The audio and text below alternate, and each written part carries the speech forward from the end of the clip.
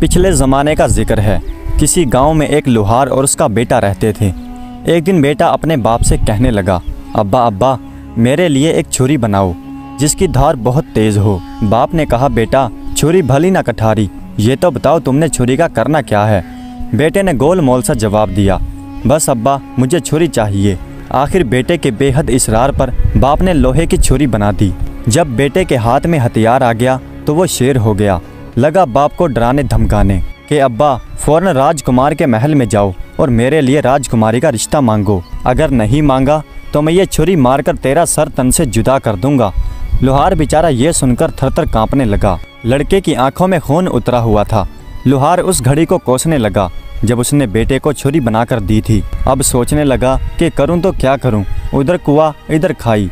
अगर राजा से रिश्ता मांगने गया तो राजा मुझे मार डालेगा और ना गया तो बेटा मुझे मार देगा। आखिर काफ़ी सोच विचार के बाद उसने फैसला किया कि यूं मरने से बेहतर वहां मरना बेहतर है। चलो राजा के पास चलता हूँ, चाहे कत्ल ही क्यों ना हो जाऊँ। बात तो हो जाएगी कि लुहार राजा से रिश्ता मांगने आया था। अपने बेटे के हाथों गुमनामी की मौत मरने से बेहतर है कि राजा के हाथों इज्जत से मशहूर होकर मर जाऊं। एक दिन लुहार हिम्मत करके राजा के पास पहुंचा और वहां जाकर अपने बेटे के लिए राजकुमारी का रिश्ता मांगा। ये सुनकर राजा के तन बदन में आग लग गई कि कमी होकर मेरी बेटी का रिश्ता मांगता है।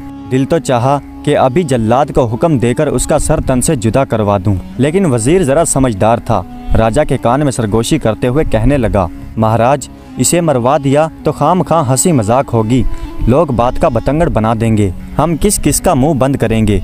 अक्लमंदी यही है कि हम किसी तरह से इसे टाल दें, सांप मरे और लाठी भी ना टूटे। हम इससे ऐसा सवाल कर डालते हैं कि जिसका जवाब ये सारी ज़िंदगी भी ढूंढ नहीं पाएगा। अगर गुड़ देने से ये मर जाए तो जहर क्यों दीजिए। उसके बाद वजीर लुहार से मुखातिब होकर बोला, मियाँ लुहार, हम राजकुमारी का रिश्ता तुम्हारे बेटे से करने के लिए तैयार हैं, लेकिन उसके लिए हमारी एक शर्त है कि तुम्हारा बेटा कोई ऐसा काम करे जो आज से पहले ना किसी ने किया हो और ना किसी ने देखा हो। लुहार शर्त सुनकर वापस लौट पड़ा और अपने जिंदा बच जाने पर खुदा का लाख शुक्र अदा किया। घर आकर उसने अपने बेटे को ये बात बताई। दोनों बाप बेटे ने गांव छोड़ने का इरादा किया और इस शर्त को पूरा करने के लिए सफर पर रवाना हो गए। चलते चलते एक घने जंगल में पहुंचे। क्या देखते हैं कि एक आदमी शरी यानी शीरस के दरख्त के नीचे बैठा है। जमीन पर चारों तरफ शरी के पीले पीले फूल बिखरे हैं। आदमी ने चूल्हे में अपनी टांग डाल रखी है और पैर में से तड़ातड़ आग के शोले निकल रहे हैं। चूल्हे पर खोलते हुए तेल की कड़ाही रखी है और वो पकोड़े तल तल कर खा रहा है। लुहार और उसके बेटे ने जब ये अजीब मंजर देखा तो वो हैरान हो गए और एक दूसरे से कहने लगे, ये काम तो राजा ने कहीं ना सुना होगा और ना कहीं देखा होगा, चलो यही सीखते हैं। लुहार उस आदमी से मुखातिब होकर बोला, अल्लाह के बंदे, मेरे बेटे को अपना शागिर्द बना लो और उसे भी इस तरह से पकोड़े तलना सिखा दो। वो आदमी लुहार से बोला, मियाँ आगे चले जाओ, आगे मेरा उस्ताद बैठा है, वो तुम्हारे बेटे को शागिर्दी पर रख ले तो रख ले, मुझे शागिर्द बनाने की इजाज़त नहीं है। ये सुनकर दोनों बाप बेटा आगे चले गए। चलते चले जा रहे थे। आगे क्या देखते हैं कि एक बड़ की छांव के नीचे एक आदमी बैठा है और बड़ के चारों तरफ बड़ का फल बिखरा हुआ है। उसने चूल्हे में अपनी टांग डाल रखी है और एड़ी में तड़ातड़ आग के शोले निकल रहे हैं और चूल्हे पर उबलते हुए तेल की कड़ाही रखी है और वो जलेबियां तल तल कर खा रहा है। लुहार और उसके बेटे ने जब ये मंजर देखा तो एक दूसरे से कहने लगे, अरे ये काम तो पिछले काम से भी मुश्किल है, ये काम तो राजा ने ना कहीं देखा होगा और ना कहीं सुना होगा, चलो यही सीखते हैं। लुहार उस आदमी से मुखातिब होकर बोला, अल्लाह के बंदे, मेरे बेटे को भी अपने शागिर्दी में रख ले, इसे भी इस तरह से जलेबियां तलना सिखा दे। उस आदमी ने लुहार से कहा, मियाँ आगे जाओ, आगे मेरा उस्ताद बैठा है, वो तेरे बेटे को शागिर्दी पर रख ले तो रख ले, मुझे शागिर्द बनाने की इजाज़त नहीं है। यह सुनकर दोनों बाप बेटा आगे रवाना हो गए। वो चलते चलते एक और जगह पर पहुँचे जहाँ क्या देखते हैं कि एक आदमी बेरी के पेड़ के नीचे बैठा है। ज़मीन पर बेरी के मीठे मीठे बेर बिखरे पड़े हैं। उसने भी चूल्हे में अपना पैर डाल रखा है और पैर में से तड़ातड़ आग के शोले निकल रहे हैं। चूल्हे पर गन्ने के रस से भरी हुई एक कड़ाही रखी है और वो गुड़ बनाकर खा रहा है। लुहार और उसके बेटे ने जब ये मंजर देखा तो मन ही मन में कहने लगे, अरे ये काम तो पिछले काम से भी ज़्यादा मुश्किल है, ये काम तो राजा ने ना कहीं सुना होगा और ना कहीं देखा होगा, चलो यही सीख लेते हैं। लुहार उस आदमी से मुखातिब होकर बोला, अल्लाह के नेक बंदे, मेरे बेटे को भी अपनी शागिर्दी में रख लो, इसे भी इस तरह से गुड़ बनाना सिखा दो। वो बोला, ठीक है, मैं तेरे बेटे को अपना शागिर्द बना लेता हूँ, इसे अपने पास रख लेता हूँ। ये लो चाबियाँ। वो सामने एक कमरा है, उस कमरे का दरवाज़ा खोलो और अपने बेटे को कमरे में बिठाकर बाहर से दरवाज़ा बंद कर दो। लुहार ने उस आदमी की हिदायत पर अमल किया। जब बेटे को कमरे में बंद करके वापस जाने लगा तो उस आदमी ने लुहार से चाबियां वापस ले ली और लुहार से कहने लगा, अब 1 साल के बाद वापस आना। लुहार चाबियां देकर अपने घर वापस लौट गया। उधर लड़का कमरे में भूखा प्यासा बैठा था, इंतजार कर रहा था कि कोई आए और उसकी मदद करे, लेकिन पूरा दिन गुजर गया और उसकी मदद के लिए कोई ना आया।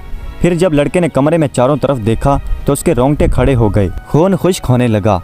उसके सामने एक खौफनाक नज़ारा था।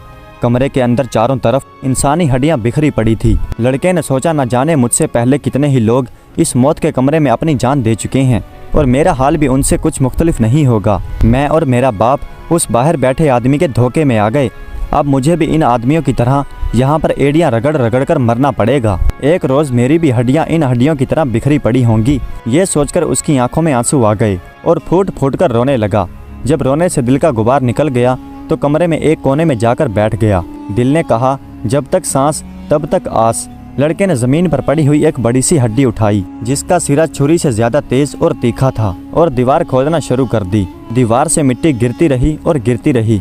आखिर रात दिन की मेहनत रंग लाई। दीवार में इतना बड़ा सुराख हो गया था कि एक आदमी उसमें से निकल सकता है। जब लड़का उसमें से निकलकर दूसरी तरफ गया तो क्या देखता है कि एक और कमरा उसका मुंतजिर है।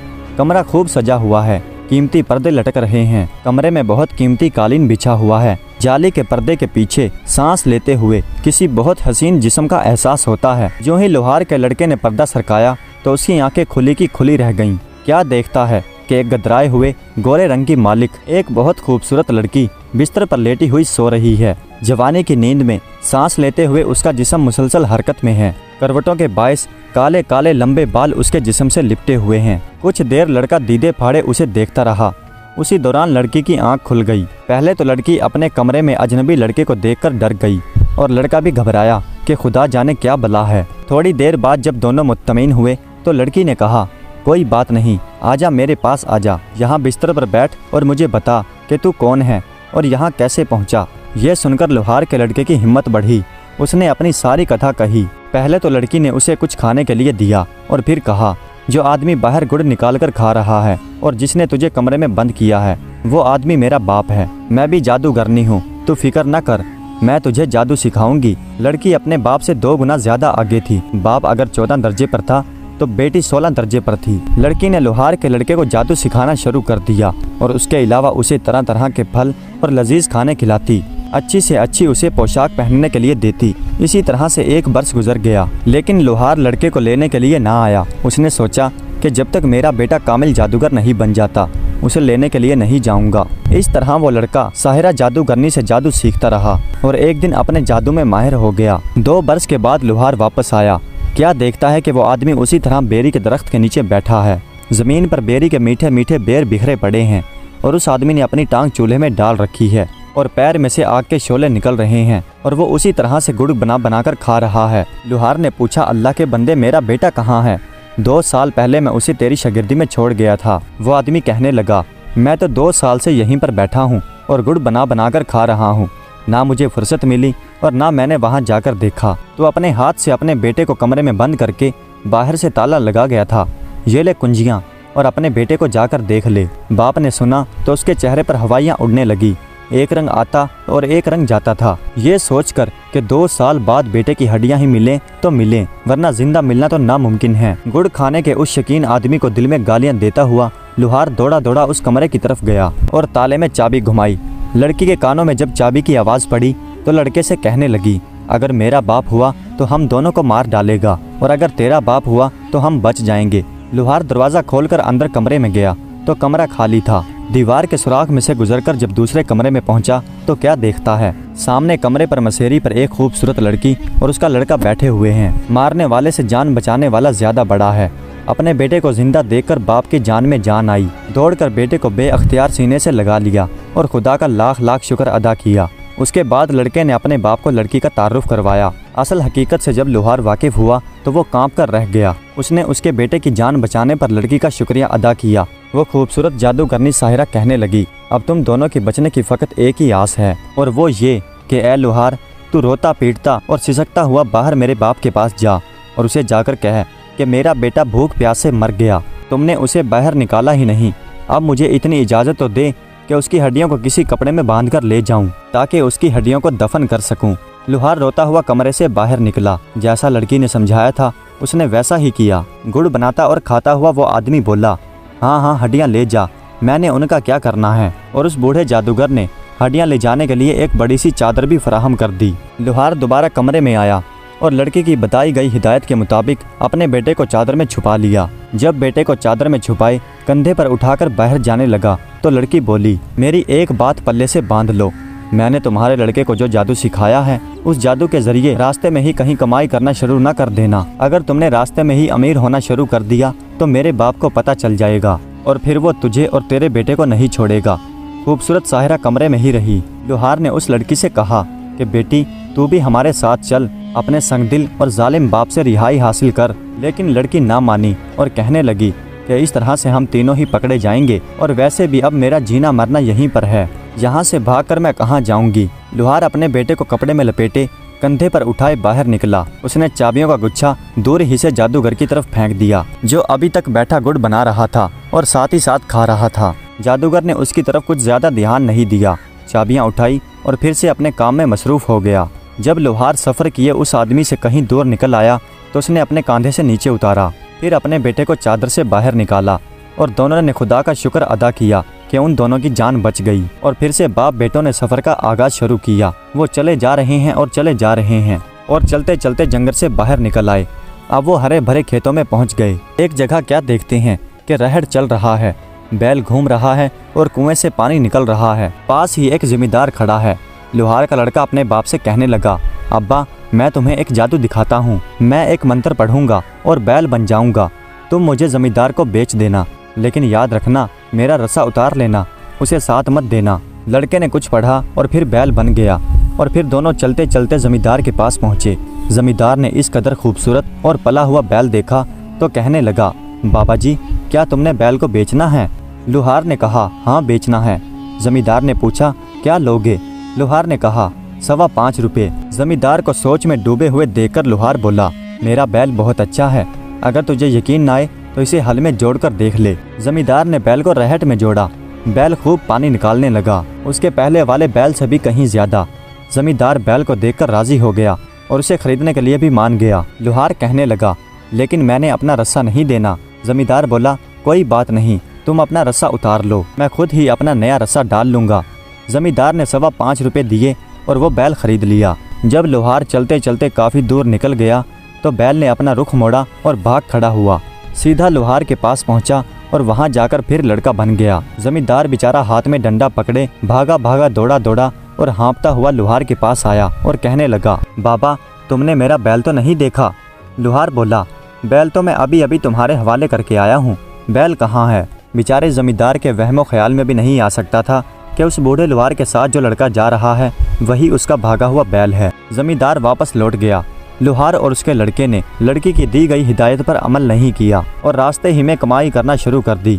अब रास्ते ही में उन्हें उसका खामियाजा भुगतना पड़ा। बूढ़े जादूगर को पता चल गया कि लुहार का लड़का जिंदा है और मेरी कैद से फरार हो चुका है। मेरी अपनी बेटी ने उसे मुकम्मल जादू सिखा दिया है। वाकई ही घर का भेदी लंका ढाता है। जादूगर ने एक बूढ़े आदमी का भेष धारा और उनसे पहले ही आगे रास्ते में आकर बैठ गया।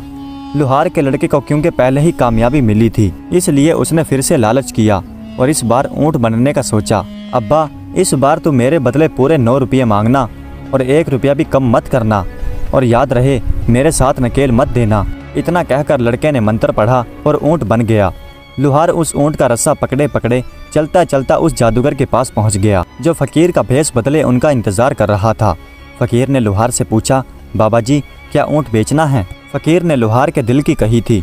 उसने खुश होकर कहा, हाँ बेचना है। फकीर ने कहा, क्या लोगे? लुहार ने कहा, 9 रुपये। फकीर ने फ़ौरन 9 रुपये निकाले और लुहार की हथेली पर रख दिए। अब लुहार को याद आया और बोला, मैंने ऊँट के साथ नकेल नहीं देनी। फकीर भी जादूगर था और राजदार था, नकेल के भेद और अहमियत से वाकिफ था और बोला, मैंने तुम्हें मुँह मांगी कीमत दी है और नकेल ऊँट के साथ ही खरीदा है, इसलिए नकेल तो तुम्हें देनी पड़ेगी। गर्ज उनके बीच इतनी बहस और इतनी तूतू मैमे हुई कि राह चलते मुसाफिर रुक गए और इर्द गिर्द खेतों में काम करते हुए किसान भागे भागे आए और वहां पर जमा हो गए। फकीर ने लोगों से मुखातिब होते हुए कहा, लोगों, खुदा लगती कहो, क्या तुमने आज तक ये सुना है कि कोई जानवर बिक जाए और बेचने वाला जानवर बेचने के बाद उसके गले से रस्सा उतार ले? देखो देखो, ये आदमी मुझे पूरी कीमत पर ऊँट बेचने के बाद ये नकेल वापस लेने पर झगड़ा कर रहा है। फकीर की बात में वजन था। जब लोगों ने देखा कि ये तू मैं नकेल के लिए हो रही है तो सबने लुहार को झूठा किया। इतने लोगों के आगे लुहार की पेश न गई। उसे ना चाहते हुए भी ऊँट के साथ फकीर के हवाले वो नकेल करनी पड़ी। फकीर जो जादूगर था और नकेल की हकीकत से वाकिफ था, खुशी के मारे उछलने लगा। लड़का अब जादूगर के कब्जे में था, क्योंकि अब नकेल जादूगर के हाथ में थी और इसलिए उसके लिए अब ये मुमकिन ना था कि वो पहले की तरह आज़ाद होकर वहाँ से भाग जाए। लेकिन लड़का भी अब आम लड़का नहीं था। 2 साल जादूगरने की लड़की की शागिर्दी में रहने के बाद एक कामिल जादूगर बन चुका था। उसने मंत्र पढ़ा और कबूतर बनकर उड़ गया। जादूगर के हाथ में नकेल का दूसरा सिरा फट से नीचे गिर गया। उसने पीछे मुड़कर देखा तो ऊँट का कहीं नामो निशान भी नहीं था और नकेल नीचे जमीन पर घिसट रही थी। अब जादूगर ने भी मंत्र पढ़ा और बाज बनकर कबूतर के पीछे लग गया। लेकिन लड़का भी कुछ कम नहीं था। शेर को सवा शेर। कबूतर ने जब नीचे झुककर देखा, गांव की कुछ औरतें झुकी हुई छप्पड़ में से हाथ भर भरकर काली स्याह चिकनी मिट्टी निकाल रही हैं ताकि अपने कच्चे घरों और फर्शों पर पोछा लगा सकें। इससे पहले कि बाज कबूतर को पकड़ता, लड़का मंत्र पढ़कर मेंढक बनकर छप्पड़ में जा गिरा। ये देखकर बूढ़ा जादूगर बगला बन गया, छप्पड़ में उतरा और चूंचे मार मार कर मेंढक को तलाश करने लगा। एक गांव की खूबसूरत गोरी लड़की भी अपने लंबे लंबे हाथों से मिट्टी निकाल रही थी। लड़के ने फिर से मंत्र पढ़ा और मेंढक से छल्ला बनकर लड़की की उंगली में चला गया। बगला भगत यानी जादूगर अब उसकी छोटी उंगली से छल्ला निकालने से तो रहा। थोड़ी देर बाद औरतें मिट्टी बर्तनों में डालकर अपने घरों की तरफ चल पड़ी। जैसे ही लड़की अपने घर पहुंची, जादूगर बगले से फकीर बन गया और सदा लगाते हुए उनके घर पर जा पहुंचा। लड़की छन्ने में आटा डाले दरवाजे पर आई। जादूगर बोला, बेटी, मैंने आटा नहीं लेना, मैंने तो वो छल्ला लेना है जो तुम्हारे दाएं हाथ की छोटी उंगली में है। ये बात सुनकर लड़की को गुस्सा आ गया। तू कौन होता है मुझसे ये छल्ला मांगने वाला? जब यह तकरार लड़की के माँ के कानों में पड़ी तो वो भी दरवाजे पर आ गई। अब जो माँ को असल बात पता चली तो वो लड़की से बहुत खफा हुई। माँ शक्की मजाज औरत थी। लड़की से कहने लगी, तू तो छप्पड़ से मिट्टी लेने गई थी, ये छोटी उंगली में छल्ला कहाँ से पहनवा कर आ गई? बता, तेरे किस यार ने ये छल्ला दिया? इसे फौरन उतार और फेंक। आ लेने दे तेरे बाप को, सब बताती हूँ। इससे पहले कि तू कोई चांद चढ़ाए, कर देती हूँ तेरे हाथ पीले। लड़की बेचारी अजीब मुसीबत में फंस गई थी। उसने अपनी छोटी उंगली से छल्ला निकालकर फेंक दिया। फकीर इसी इंतजार में छल्ले पर आंख रखे खड़ा था। उसने छल्ला पकड़ने के लिए हाथ आगे बढ़ाया। लड़का फिर छल्ले से कबूतर बनकर उड़ गया और जादूगर बाज बनकर उसके पीछे लग गया। आखिर राजा का महल आ गया। दोनों उसके ऊपर उड़ रहे थे। राजा कचहरी लगाए बैठा था। इससे पहले कि बाज कबूतर को पकड़ता, लड़का कबूतर से सोने की तार बन गया और बादशाह के ताज में जाकर गिर गया कि यहाँ से तो बाज मुझे नहीं निकाल सकेगा। जादूगर फिर बाज से फकीर बन गया और बादशाह के सामने आकर सदा लगाई। राजा ने कहा, मांग, क्या मांगता है? फकीर ने कहा, राजा, तेरे ताज के अंदर जो सोने का तार है वो मुझे दे दे। ये बात सुनकर राजा को बहुत हैरत हुई कि मेरे ताज में सोने का तार कहाँ से आया। ये सोचकर उसने एक हाथ ऊपर उठाया कि ताज में हाथ डालकर देखे तो सही। जो ही राजा ने ताज में हाथ डाला और राजा के हाथ में आते ही तस्बीह बनकर टूट गया और जमीन पर बिखर गया। फकीर फौरन मुर्गा बनकर उन्हें चुगने लगा और लड़का देखते ही देखते मोतियों से बिल्ला बनकर उसने मुर्गे को पकड़कर दबोच लिया और वहीं पर मार दिया। राजा दम बखुद हैरान परेशान ये सब कुछ देख रहा था। हैरत से उसकी आंखें फटी जा रही थी। ऐसा मंजर राजा ने कभी अपनी आंखों से नहीं देखा था। उधर मुर्गे को मारने के बाद लड़का अपनी असल हालत में वापस आ गया था और आगे बढ़कर राजा के रूबरू आदाब बजा लाया। राजा, जो अभी तक हैरत में डूबा हुआ था, बामुश्किल ही बोला, ये सब क्या माजरा है? लड़के ने कहा, महाराज बताइए, क्या आज से पहले आपने ये सब देखा या सुना? राजा हैरत से मुंह में उंगलियां दबाए हुए बोला, नहीं, कभी नहीं। इस पर लड़के ने कहा, महाराज, आप अपना मुआहदा याद कीजिए जो आपने मेरे बाप से किया था। मैं उसी लोहार का लड़का हूँ। मैंने भरी कचहरी में इतने लोगों के सामने आपकी शर्त पूरी कर दी है। अब आप अपना वादा पूरा कीजिए और मुझे राजकुमारी का रिश्ता दीजिए। राजा के पास अब कोई रास्ता नहीं रहा था। उसे मजबूरन हाँ करना पड़ी और अपनी बेटी का रिश्ता उसे देना पड़ा। चंद रोज बाद लोहार अपने लड़के को सजाए घोड़ी पर बिठाए बारात लेकर राजा के महल में आ गया। धूमधाम से शादी हुई। लोहार का लड़का बादशाह का दामाद बन गया। क्योंकि राजा का कोई बेटा नहीं था, इसलिए राजा ने लोहार के बेटे को ही अपना वलीअहद बना लिया। चंद सालों बाद जब राजा मर गया तो लोहार का लड़का तख्त पर बैठा और निहायत आन बान से हुकूमत करने लगा। प्यारे दोस्तों, उम्मीद करता हूँ कि आज की ये वीडियो आपको पसंद आई होगी। अगर वीडियो अच्छी लगी हो तो कमेंट्स में अपनी राय का इजहार ज़रूर कीजिएगा। हमारे चैनल को सब्सक्राइब कर दीजिएगा। वीडियो देखने का बहुत बहुत शुक्रिया।